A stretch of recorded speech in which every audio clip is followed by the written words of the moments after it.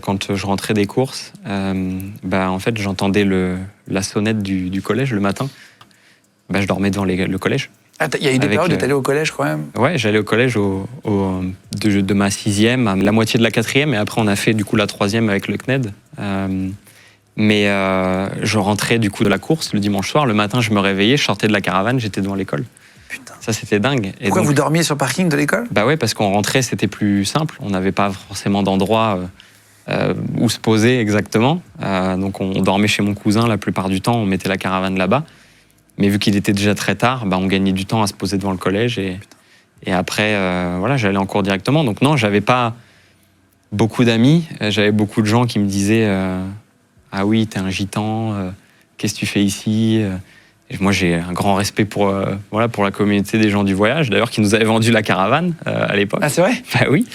Donc... Enfin bref, il te faisait chier parce que tu ouais, voilà, c'est ça. Il se moquait de toi. Ouais, il se moquait de moi. Et puis... c'était pas facile, forcément. Et puis en plus, je loupais pas mal quand même de cours, parce que le vendredi, on devait aller aux essais libres, etc.